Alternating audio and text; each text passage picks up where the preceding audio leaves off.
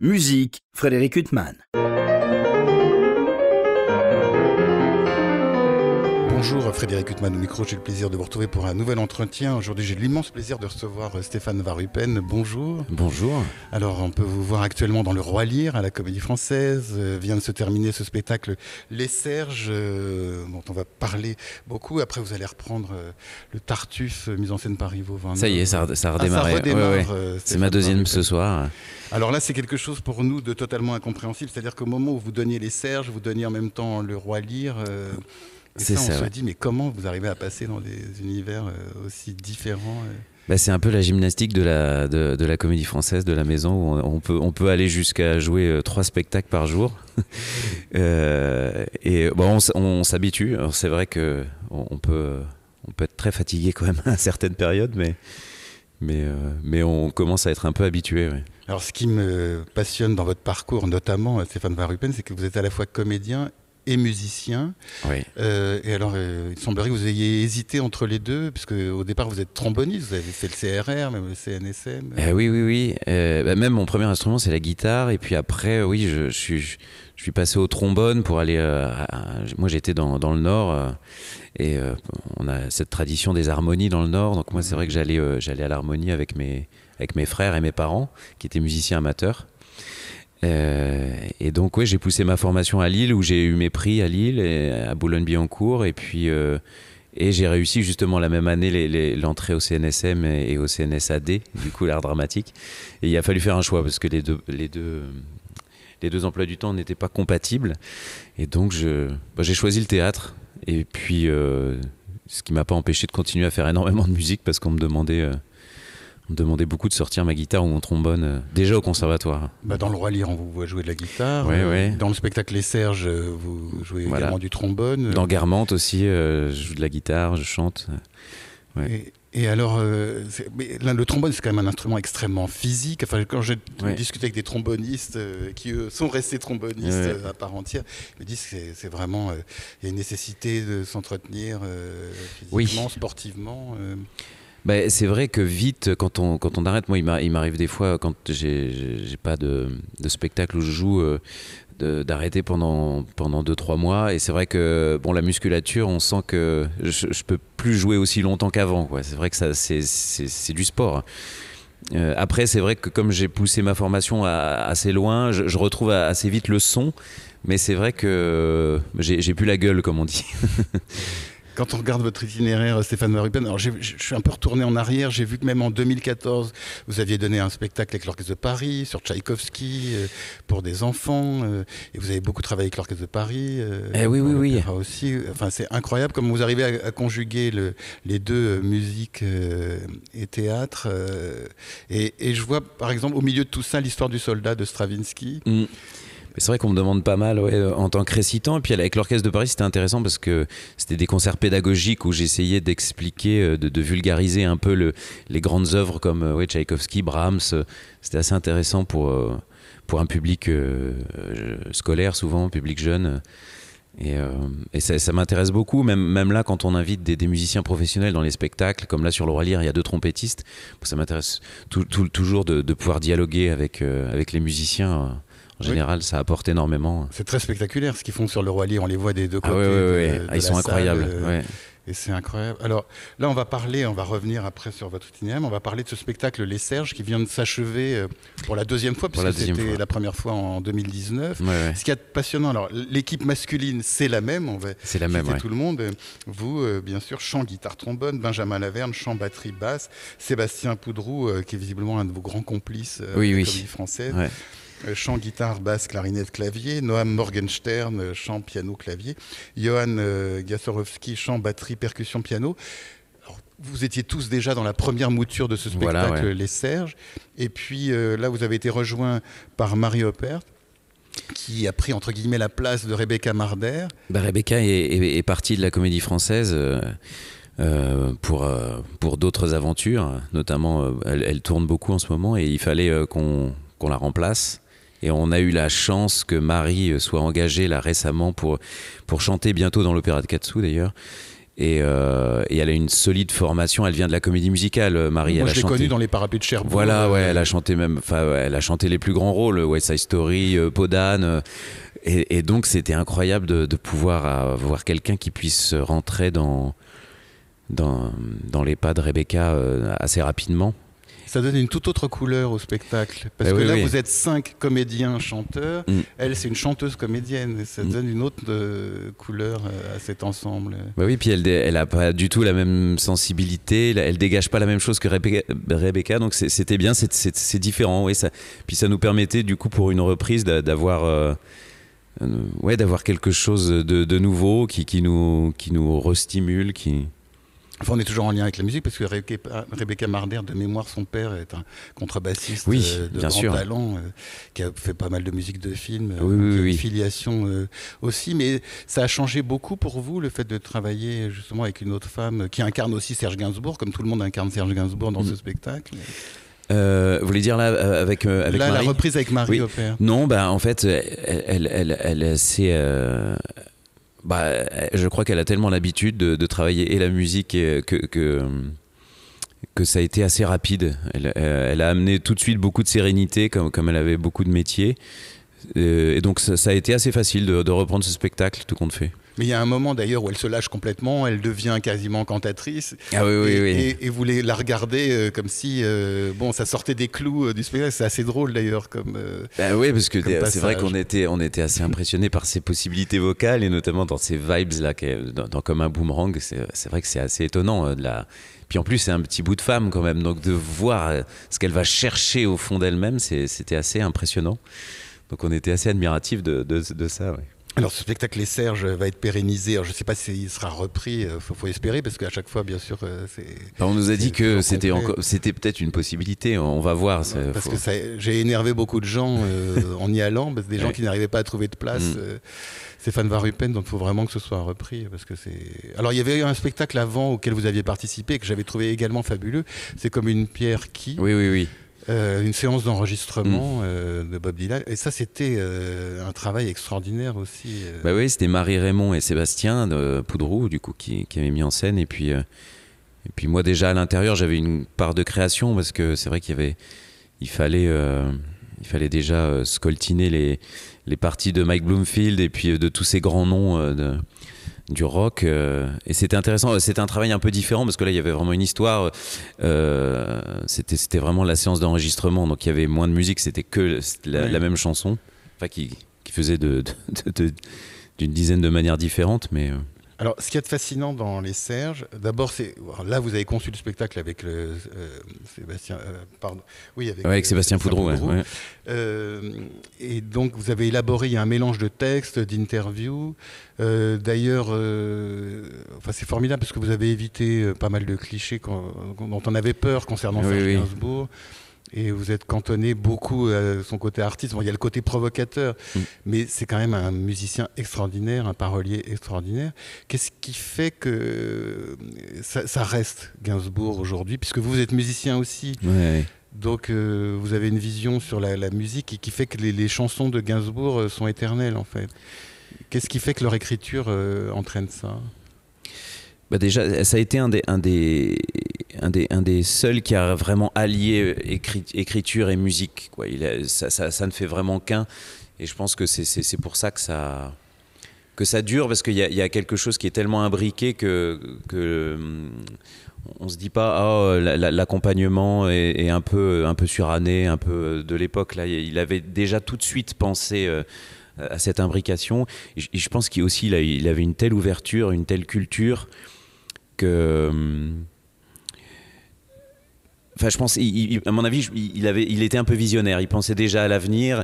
C'est aussi quand même, on peut dire, le précurseur, peut-être le créateur du sample, quoi, d'avoir cette idée de prendre des choses de la musique classique et puis d'en faire une chanson de variété, ce que font maintenant beaucoup les rappeurs et tout ça. Donc, je pense qu'il était précurseur à cet endroit-là, et c'est pour ça que... Enfin, les musiques aussi sont formidables. Enfin, puis les musiques, oui.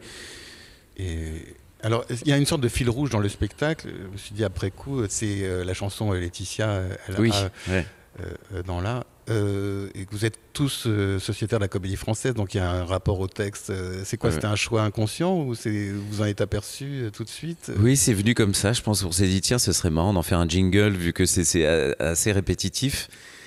Ouais, je sais plus comment c'est venu, mais bon, il y a des choses comme ça qui nous sont apparues au fur et à mesure qu'on répétait les chansons. On n'y avait peut-être pas pensé forcément au tout début, puis en fait, à force de répéter, on s'est dit tiens, ce serait pas mal de la saucissonner comme une sorte de jingle. Ouais. Et comment s'est passée la construction de ce spectacle avec Sébastien Poudrou? C'est-à-dire ça a dû être très long parce que on a l'impression d'un travail de construction qui est très spectaculaire à voir pour nous spectateurs. C'est vrai qu'on a vu énormément de choses. C'est pléthorique le nombre d'interviews qu'il a donné, c'est vraiment énorme. Et puis dans le choix des chansons aussi, il a écrit tellement et puis pour tellement de gens. Alors on a voulu prendre quand même une majorité de chansons connues parce que c'est vrai qu'il y a le plaisir quand même pour les gens de retrouver. S'il n'y a pas la javanaise et le poinçonneur oui. là, on sait quand même. On sait quand même que les gens ont envie aussi de réécouter ces chansons mythiques. Puis elles sont pas mythiques pour rien, c'est que quelque part aussi il y a quelque chose de. Et puis ça nous permettait aussi de les décaler justement, de pouvoir. Pour certaines personnes, enlever l'image qu'on a de Gainsbourg derrière pour pouvoir juste écouter le texte. Et puis, mais oui, c'était énorme. Et puis après, on a travaillé pendant 1 an, ce qui arrive jamais ici. Les comédiens musiciens là, nous ont fait ont eu le courage et nous ont fait le plaisir de venir le matin de temps en temps, en plus des répétitions d'autres spectacles, pour s'enfermer dans la petite salle de répétition, le petit studio, et puis essayer de trouver un son, essayer de trouver un groupe avec nos arrangeurs, Vincent Leterme, Martin Leterme, Guillaume Bachelet. Oui, je précise que les arrangements sont fabuleux. Bien sûr, et ça s'est fait comme ça, petit à petit, en fonction aussi des capacités de chacun, des sensibilités de chacun, et puis pour que ça puisse faire aussi pas seulement... que ce soit pas seulement de la musique, mais que ça fasse théâtre aussi, que ce soit des arrangements qui puissent nous permettre aussi de jouer sur scène, de pouvoir interpréter. Il y a d'ailleurs un passage d'une très grande virtuosité vers la fin, enfin tout est virtuose, mais où vous rebondissez, où chacun enchaîne, vous enchaînez tous des bouts de phrases, c'est très spectaculaire pour nous. On va essayer de créer une sorte de tourbillon aussi de toutes ces phrases, du paradoxe qu'il était aussi. Mais ça, c'est votre passage par la musique qui vous a entraîné à faire ça, parce que c'est presque une virtuosité musicale. Oui, je pense que la dramaturgie du spectacle a été vraiment musicale. On a essayé vraiment que ce soit d'alterner, que ce soit pas uniforme, quoi. On l'a vraiment pensé en termes de rythme justement, et ce spectacle. Et vous avez pensé à un autre chanteur auquel vous pourriez rendre hommage de la même manière, ou Gainsbourg, c'est vraiment un cas très particulier. C'est difficile de trouver quelqu'un d'autre pour faire un tel travail. Oui, c'est difficile parce que souvent les autres figures sont assez,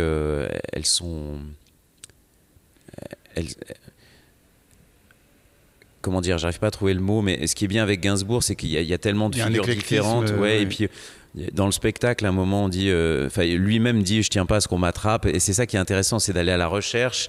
Et je pense que c'est cette recherche de ces différentes figures, de ce paradoxe, qui fait que ça permet au spectacle d'être aussi mouvant et aussi fluide, alors qu'avec une figure beaucoup plus concrète ou comme Brassens. Vous aviez participé à un spectacle consacré à Brel Brassens. Oui, Brel Brassens Ferré. Oui. Justement, là, ce qui était bien, c'est qu'il y avait la parole de trois monstres comme ça.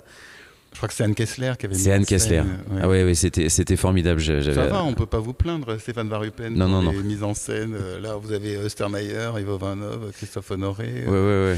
Et puis vous. Donc effectivement, vous avez réfléchi à une autre. C'est Éric Ruff qui vous avait suggéré Gainsbourg. Oui. C'était un peu, on va dire, un peu une commande, quoi. Et du coup, avec Sébastien, on connaissait pas forcément très bien Gainsbourg, ou justement l'image qu'on nous en donne souvent à la télé de ses coups d'éclat. Billet de 500 brûlés. Voilà, ouais. Là, vous l'esquissez justement, c'est pas lourd du tout dans le spectacle. Bah oui, parce que comme on le connaît, on voulait juste en faire un clin d'œil, on l'oublie pas, ces petites provoques, mais bon, on veut pas en faire tout un fromage comme on nous l'a rabâché beaucoup à la télé. Et on voulait revenir aux sources, quoi. Et aussi, pourquoi cet artiste en est venu à ça, à cette ivresse, à cette provoque. Et c'est vrai qu'on a essayé de retrouver les origines. Cette famille juive d'origine russe, voilà, né en 1928, qui a connu l'occupation, et puis après aussi, lui, tout ce mal-être, il était très mal à l'aise, il s'en prenait plein la gueule sur les premières tournées avec Brel, avec Barbara, il était vraiment en souffrance. Il était parfois à la fin des concerts en pleurs, il se demandait mais pourquoi il se prenait des choses vraiment très dures, et il y avait des spectateurs avec toi et ta sale gueule, enfin, c'était très compliqué. Et donc je pense qu'il y a de ça, il vient de ça, il y a peut-être une petite rancœur à l'intérieur de lui qui fait qu'il s'est mis à se protéger. D'ailleurs, en plus, il y a ce rapport à l'argent, parce qu'à un moment, il y a une question qui lui est posée. Enfin, vous reprenez une interview, on parle de Annie aime les sucettes, ou je ne sais plus quelle grande chanson à succès, et puis on lui demande ce que ça représente pour lui. Poupée de cire, poupée de son. Voilà, excusez-moi, et il dit 45 millions. Il parle d'argent, et en même temps, on sent que pour lui, l'idéal, c'était la peinture, qu'il aurait voulu être un grand peintre. Ben oui. Et je pense qu'il se trouvait peut-être pas au niveau de grands peintres qu'il admirait, comme à l'époque où il découvrait notamment Francis Bacon ou tout ça. Et je pense qu'il a eu un complexe d'infériorité, il a tout brûlé. Et puis il s'est mis à faire de la chanson en se disant que c'était un art mineur, peut-être pour se protéger aussi. Et puis il se sentait peut-être un peu au-dessus de son sujet sur la chanson, alors qu'à la peinture, c'est étonnant d'ailleurs, ces artistes qui ont une immense reconnaissance, une immense notoriété. Et je pense à certains musiciens qui sont connus pour la musique de film comme Nino Rota ou Morricone ou d'autres, et qui voudraient être connus pour les œuvres qu'ils ont composées ailleurs que le cinéma. Et Gainsbourg, ça fait penser à ça. Une notoriété considérable, et en fait, ils voudraient être connus pour autre chose. Après... Non, vous avez raison. Non, mais je sais pas, je lançais cette piste. Stéphane Varupen, pour revenir à vous, parce que encore une fois, votre itinéraire, moi je le trouve estomacant, à la fois la guitare, le trombone, vous êtes comédien à la Comédie Française, non plus, c'est quand même une affiche incroyable. Vous, en tant que musicien, vous rêviez de jouer dans la 3e de Mahler, ou qu'il y a des œuvres iconiques comme ça pour le trombone Oui.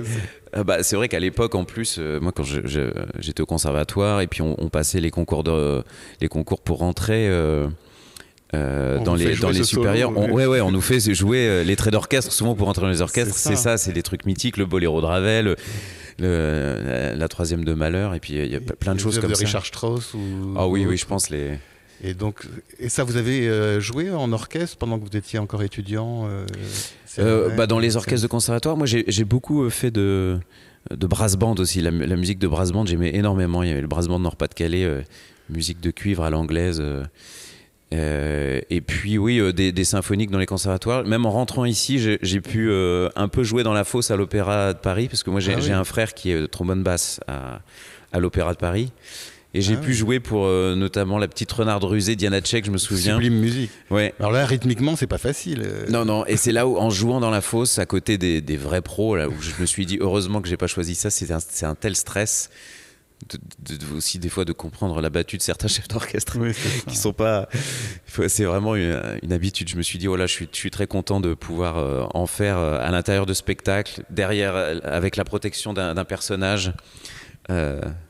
Et alors, il y a quelque chose d'assez fascinant aussi, c'est que la temporalité, quand vous êtes comédien, quand vous êtes musicien, vous avez une partition, vous avez une intonation, vous avez un rythme, vous avez un tempo, et quand vous êtes comédien, alors il y a une liberté différente, c'est-à-dire qu'il y a le metteur en scène qui vous impose ou vous propose un tempo, mais c'est quand même pas les mêmes contraintes. Vous avez à la fois plus de liberté, c'est peut-être plus difficile justement de ne pas obéir à quelque chose d'écrit aussi précisément. Oui, c'est vrai que moi je me souviens quand je suis rentré au conservatoire d'art dramatique, je me suis retrouvé un peu démuni parce que quand je faisais de la musique, j'allais faire mes gammes, j'avais des études, c'était plus précis quoi. Et je me suis retrouvé au conservatoire avec des textes, je me suis dit comment on bosse ça une fois qu'on le connaît par cœur, comment on fait. Donc je me souviens de le rabâcher mais un peu dans le vide sans savoir. Et après en arrivant ici, je me suis rendu compte que chaque texte c'est une musicalité, un rythme différent. On n'interprète pas Tchekhov, Racine, Molière, Shakespeare.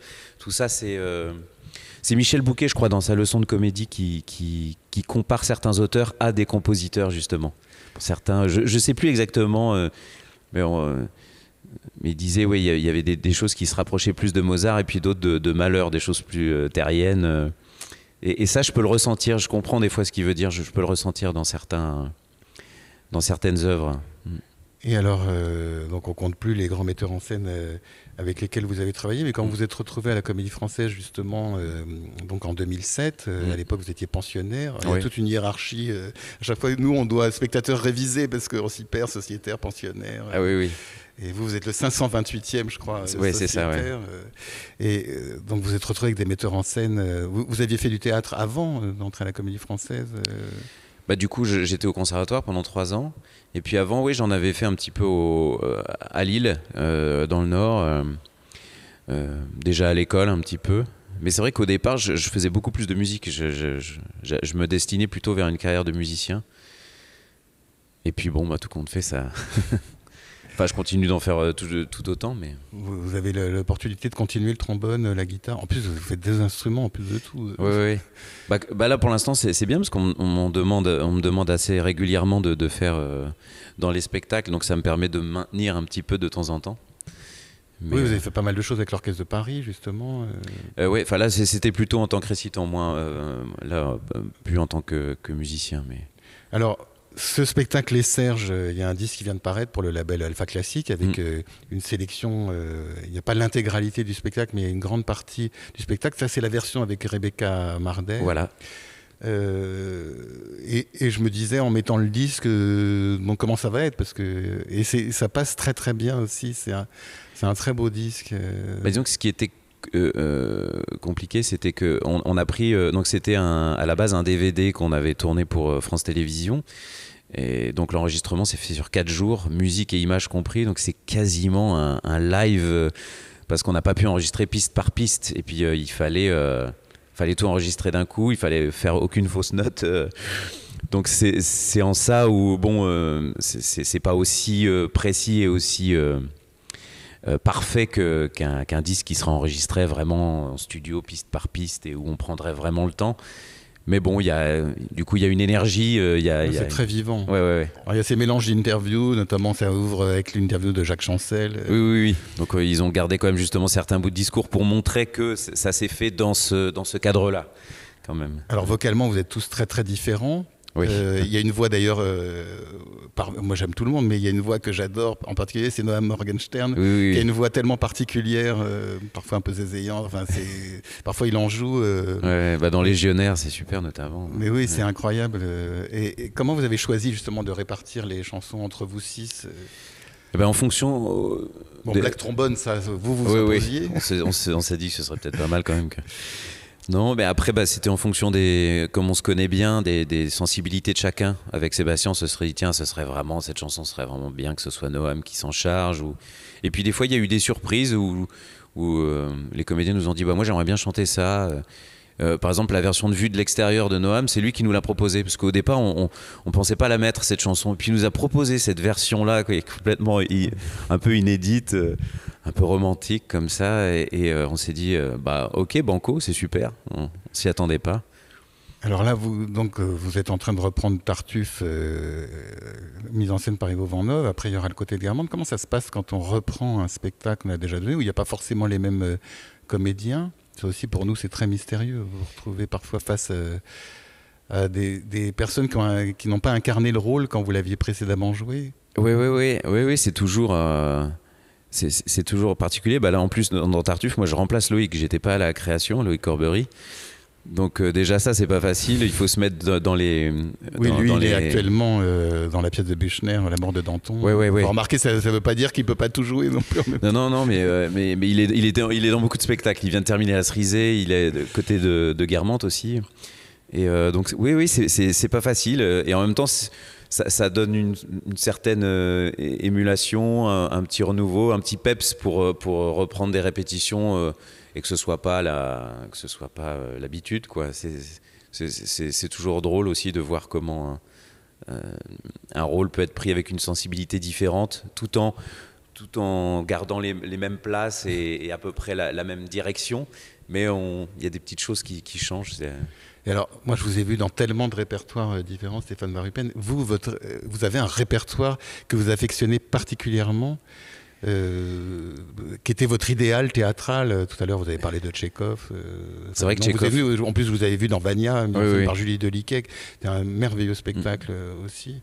Bah, c'est vrai que Tchekhov, j'aime énormément. Et puis Vania était un tel souvenir. C'est un tel souvenir pour moi, ça assez marquant de jouer ça. Et sinon, j'ai énormément joué Shakespeare. Alors dans plein de styles différents, parce que c'était... J'aime beaucoup aussi ce rapport plus très tôt au théâtre. Oui, qui essaye de reconstituer Ostermeyer dans Le Roi Lear, notamment, quand on vous voit dans Le Fou. Et donc, c'est votre univers aussi.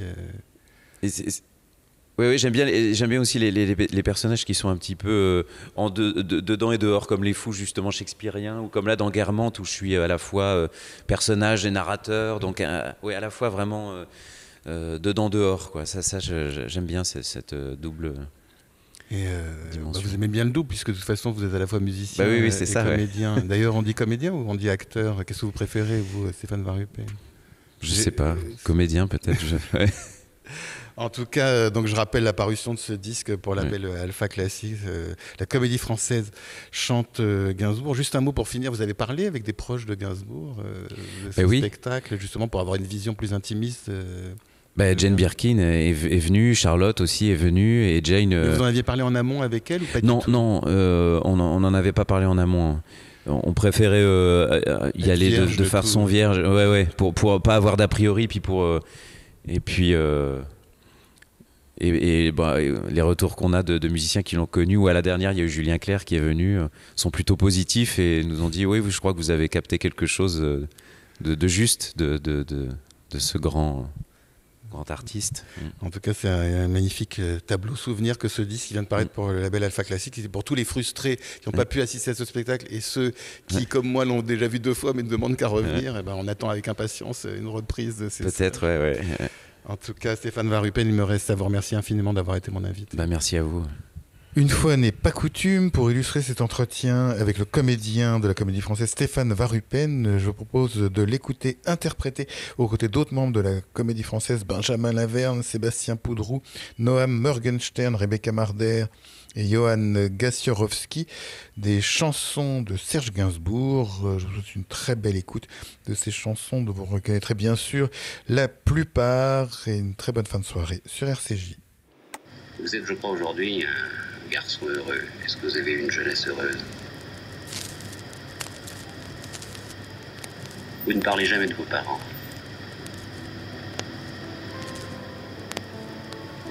Vous avez été le protégé de Marcel Aimé.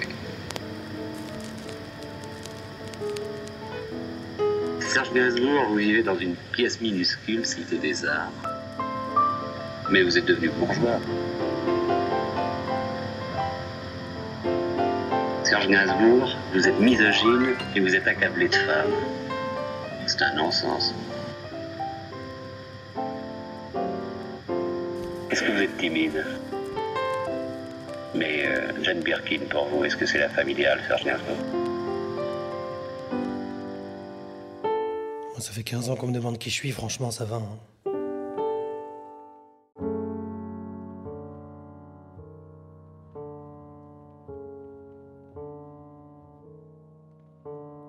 Je suis le poinçonneur des lilas,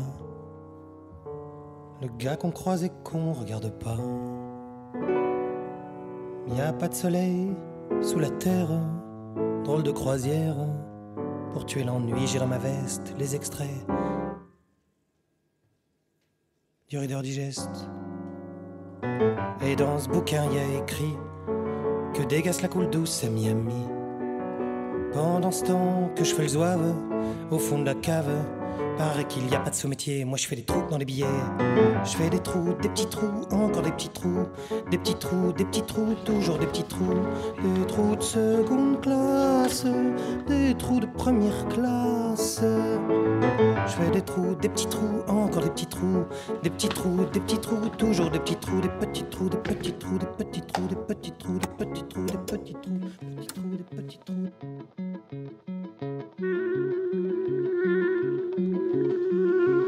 Petits trous, des petits trous, des petits trous. Je suis le poinçonneur des lilas, pour invalide changé à opéra. Je vis au cœur de la planète, J'ai dans la tête un carnaval de confettis. J'en amène jusque dans mon lit.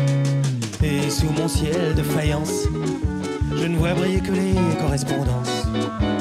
Parfois je rêve, je divague, je vois des vagues. Et dans la brume au bout du quai, je vois un bateau qui vient me chercher. Pour me sortir de ce trou où je fais des trous. Des petits trous, encore des petits trous. Mais le bateau se taille et je vois que je déraille. Et je reste dans mon trou à faire des petits trous. Des petits trous, encore des petits trous, des petits trous, des petits trous, des petits trous, des petits trous. Je suis le poinçonneur des lilas, arts et métiers directs par le Valois. J'en ai marre, j'en ai ma claque de ce cloaque. Je voudrais jouer la fille de l'air, laisser ma casquette au vestiaire. Un jour viendra, j'en suis sûr, où je pourrais m'évader dans la nature. Je partirai sur la grande route, et coûte que coûte. Et si pour moi il est plus temps, je partirai les pieds devant. Je fais des trous, des petits trous, encore des petits trous. Des petits trous, toujours des petits trous. Il y a de quoi devenir dingue, de quoi prendre un flingue. Se faire un trou, un petit trou, un dernier petit trou. Un petit trou, un dernier petit trou. Et on me mettra dans un grand trou. Et je n'entendrai plus parler trous, plus jamais de trous. De petits trous, de petits trous, de petits trous, de petits trous.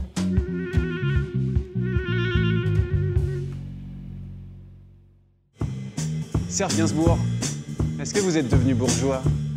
Pourquoi non? Quand même, quand on s'installe dans un hôtel particulier... Ça n'a rien de bourgeois, il y a des aristocrates qui ont des hôtels particuliers. Non mais disons que vous avez changé de vie. Oh, j'ai changé de vice. Encore une belle réponse. L-A-E dans la T-I-T-I-A. Laetitia, les jours qui se suivent, hélas, ne se ressemblent pas. Serge Gainsbourg, bonjour. Bonjour. Vous dites avoir un succès fou auprès des femmes.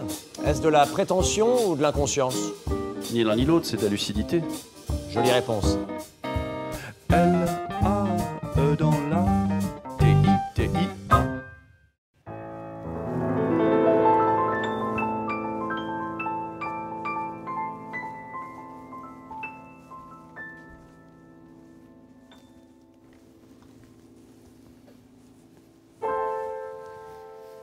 Black trombone,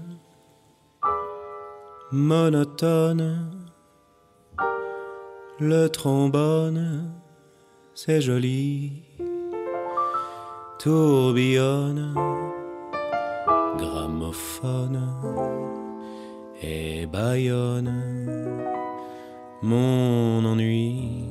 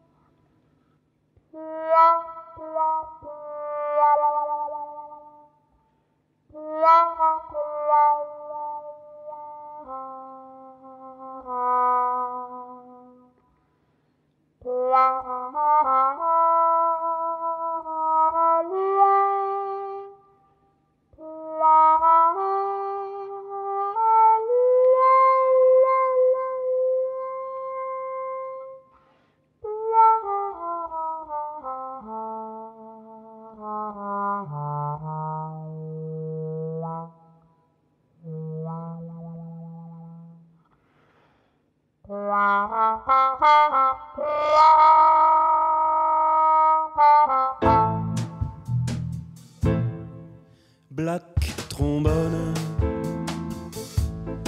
monotone,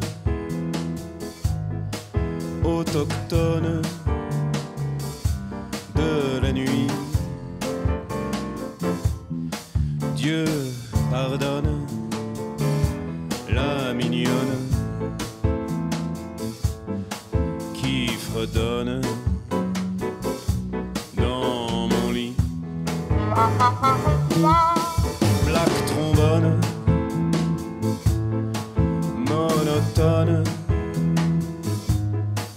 elle se donne à demi, nue, frissonne. sonne, déraisonne, m'empoisonne, m'envahit.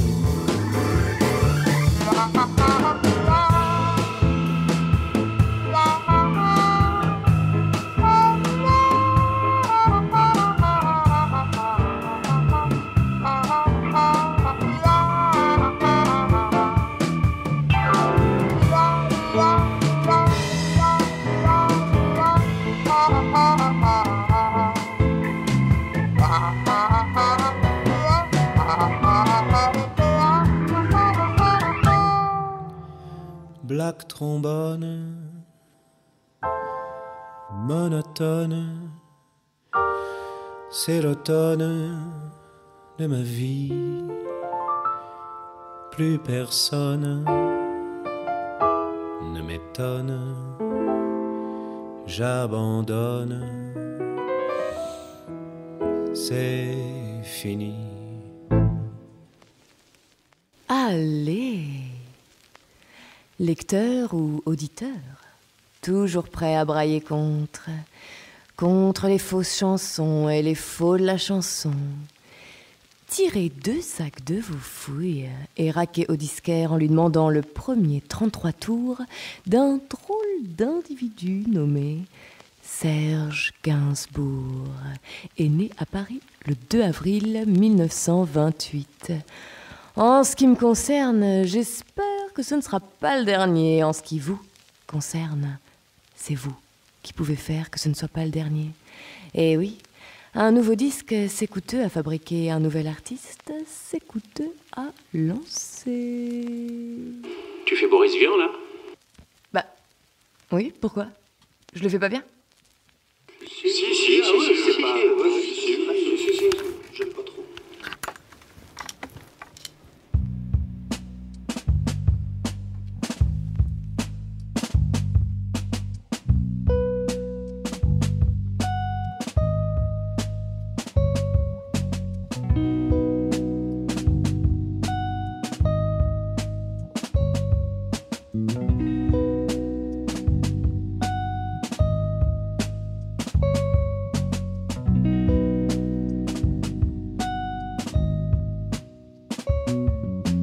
Écoute ma voix, écoute ma prière, écoute mon cœur qui bat, laisse-toi faire, je t'en prie ne sois pas farouche.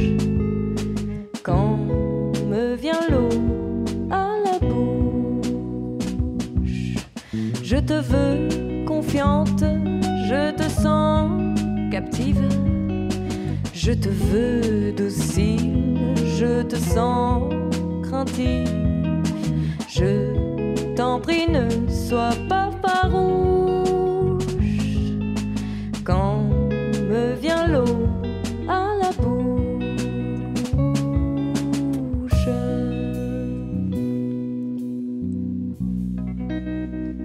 laisse-toi au gré du courant, porté dans le lit du torrent, et dans le mien, si tu veux bien, quittons la rive, partons à la rive. Je te prendrai doucement et sans contrainte. De quoi as-tu peur? Allons, n'aie nulle crainte. Je t'en prie, ne sois pas farouche. Quand me vient l'eau à la bouche, cette nuit près de moi, tu viendras t'étendre. Oui, je serai calme, je saurai t'attendre. Et pour que tu ne t'effarouches, vois, je ne prends que ta bouche. Comme dirait Guillaume, c'est pas mal. C'est bien. Ouais, c'est bien. J'ai toujours à faire la basse, c'est super. Ah, mais.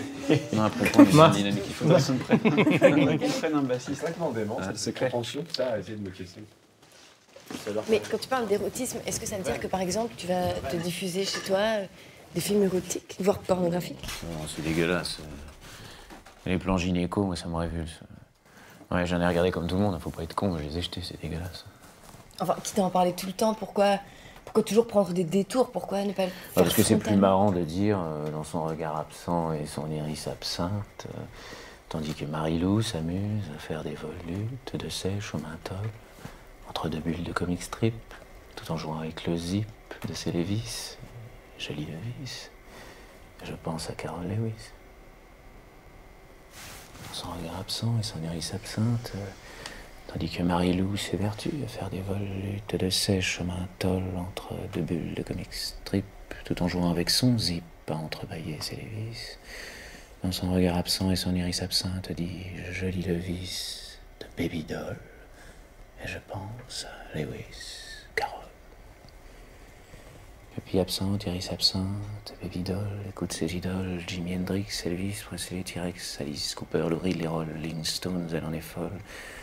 Là-dessus, cette narcisse se plonge avec délice dans la nuit bleue pétrole de sa paire de Lévis. Elle arrive au pubis, c'est très cool, au menthol. Elle se self-contrôle son petit orifice, enfin poussant le vis jusqu'au bord du calice, d'un doigt, sexe symbole, s'écartant la corolle sur fond de rock'n'roll. S'égare mon Alice, au pays des malices, de Lewis, Carol. Encore une belle réponse. D'abord, je veux, avec ma langue natale, deviner tes pensées. Mais toi, déjà, tu tangues au flux et reflux des marées. Je pense à toi en tant que cible, ma belle enfant, écartelée. Là, j'ai touché le point sensible. Attends, je vais m'y attarder. Love on the beat. Love on the beat, beat, beat, beat. Il est temps de passer aux choses sérieuses. Ma poupée jolie. Tu as envie d'une overdose de baise, voilà. Je m'introduis. J'aime assez tes miaou, miaou. Griffes dehors, moi dedans ta nuque. Voir de ton joli cou, comme un rubis, perler le sang.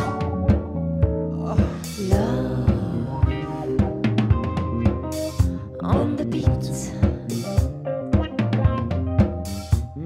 Love on the beat, beat, beat, beat. Plus tu cries, plus profond j'irai. Dans tes sables émouvants, sables où en lisant je te dirai les mots les plus abominables. Brûlant sont tous tes orifices, des trois que les dieux t'ont donnés. Je décide, dans le moins lisse, d'achever de m'abandonner.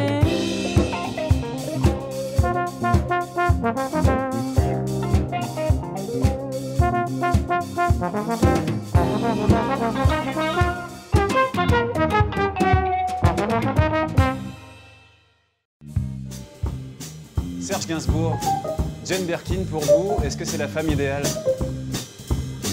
Actuellement, oui. Actuellement et de trop. Ah, je regrette, je ne suis pas une pythonisse. Encore une belle réponse. L-A-E dans l'âme, T-I-T-I-A. C'est une fleur bien maladive, je la touche du bout des doigts. Serge Gainsbourg, vous vivez dans... J'ai dit Gainsbourg, je crois. Il faudrait peut-être dire Gainsbourg. Il paraît que d'après Freud, aucun lapsus n'est gratuit. Ah non? Il y a le mot gain et le mot se bourrer. Encore une belle réponse. N-A-E dans la T-I-T-I-A.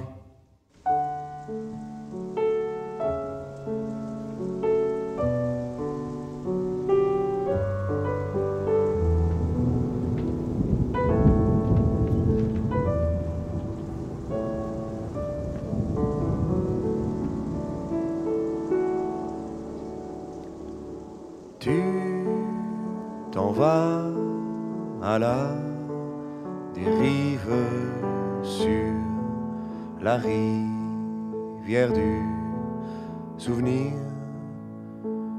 et moi courant sur la rive, je te crie de revenir. Mais lentement tu t'éloignes, et dans ma course éperdue, peu à peu je te regagne un peu du terrain perdu.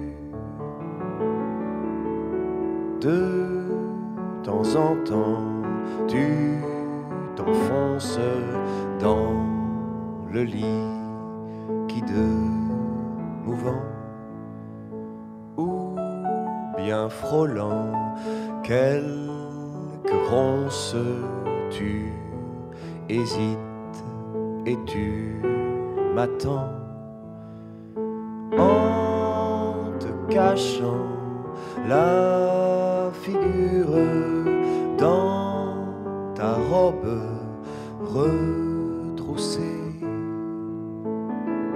de peur que te défigure et la honte et les regrets.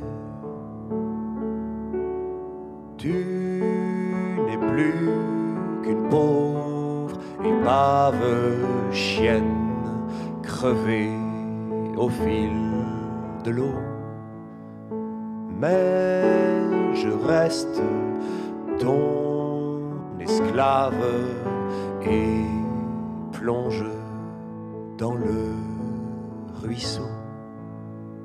Quand le souvenir s'arrête et l'océan de l'oubli brisant nos cœurs et nos têtes à jamais nous réunit. Oui. Mais t'aimerais qu'en 2020, en 2040 par exemple, on dise quoi de toi? Que Serge Gainsbourg, c'était un compositeur qui quoi? On dira ce qu'on a dit de Baudelaire. Parfois trouble, parfois violent, assez porté sur l'érotisme, avec un langage précis et un style.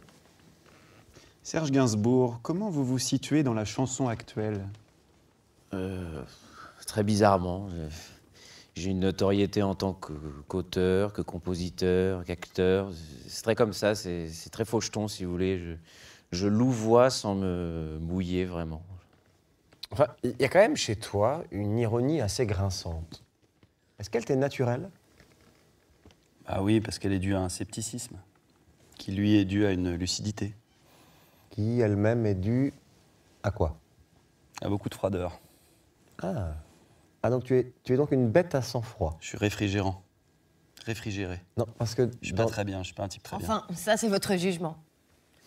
Parce que je me souviens d'une année, il doit y avoir 3 ans environ. Vous m'avez dit, en parlant des jeunes gens, des très jeunes gens, après tout, s'ils veulent s'acheter des sucettes, ou bien fabriquer des usines à sucettes, ou bien s'acheter des wagons de sucettes, ça m'est égal, ça ne me regarde pas. Or, il se trouve qu'aujourd'hui, c'est vous qui fabriquez les sucettes. C'est même vous, l'usine à sucettes. Oui, mais elles sont au gingembre, mes sucettes. Je voudrais tant que tu te souviennes Cette chanson était la tienne, c'était ta préférée, je crois, qu'elle est de Prévert et Cosma. Et chaque fois, les feuilles mortes te rappellent à mon souvenir. Jour après jour, les amours mortes n'en finissent pas de mourir. Avec d'autres, bien sûr, je m'abandonne, mais leur chanson est monotone, et peu à peu, je m'indiffère. À cela, il n'est rien à faire, car chaque fois, les feuilles mortes te rappellent à mon souvenir. Jour après jour, les amours mortes n'en finissent pas de mourir. Peut-on jamais savoir par où commence et où finit l'indifférence? Passe l'automne, vienne l'hiver, et que la chanson de Prévert, cette chanson, les feuilles mortes, s'effacent de mon souvenir. Et ce jour-là, mes amours mortes en auront fini de mourir. Et ce jour-là, mes amours mortes en auront fini de mourir.